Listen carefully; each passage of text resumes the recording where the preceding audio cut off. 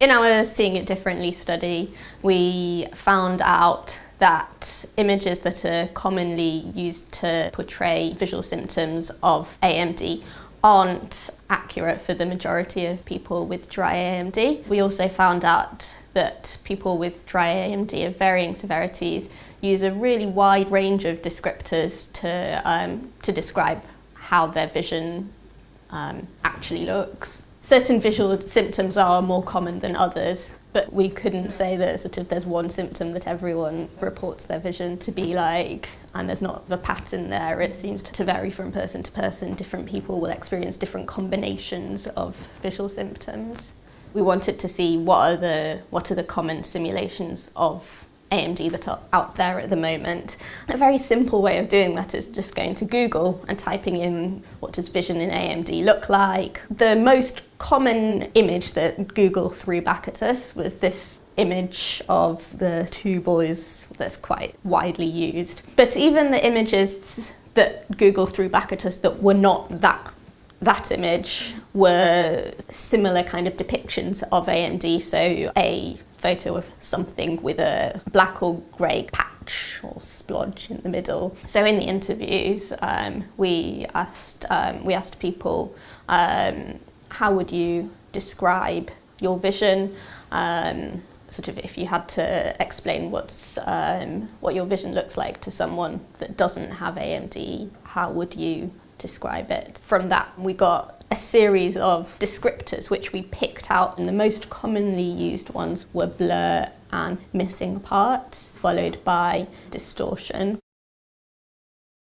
These are quotes asking people to describe their vision to someone that doesn't have AMD. These quotes are from people with geographic atrophy. It's foggy all the time, that's what I noticed first. It's like if I'm looking at a scene, something on television or even out in the road, there's part of it missing. I can't see the whole picture anymore.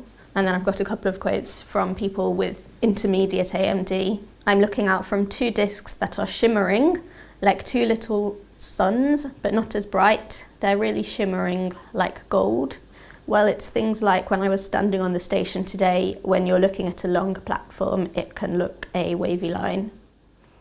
And finally, these are quotes describing vision from people with early AMD. The first one is, I've lived in the same town for 44 years, so I should know quite a lot of the people, but I never see them. Well, not never, but I don't see acquaintances very well because it's a bit blurry. I look outside and I can see on the house opposite, I see two chimneys instead of one. Then the other quote that I've got here from when I asked participants to comment on how the commonly used depiction of AMD tied in with their vision loss. Two people that said yes. The first person had geographic atrophy and they said that's quite a good indication. People who commented that it didn't tie in with their visual experiences. Someone with intermediate AMD said nothing like that one. Someone with geographic atrophy said, well, I haven't got anything at all like that. And someone with early AMD said, well, absolutely not, no relation to me at this moment, so I'm quite pleased about that.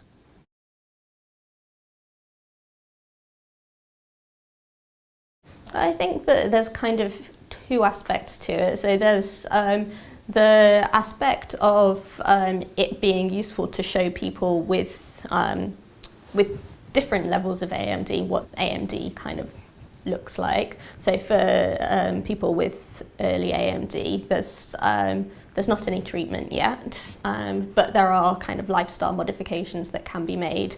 And if someone's told that they've got, early AMD or macular changes, and they ought to be sort of thinking about, making these sort of lifestyle modifications that might reduce the risk of progression to a later stage. If someone's been told that and then they see this sort of stark image, that sort of a photograph with a kind of big splodge in the middle that doesn't represent what their vision looks like at all, they might think to themselves, oh well, I don't have it, so I don't need to make these changes. Likewise, when if and when AMD does sort of get towards the later stages, again, having realistic images out there might prompt people to visit their sort of eye care provider in a more timely fashion. But the other side of it, of course, is educating the general public about AMD and educating healthcare professionals about it as well.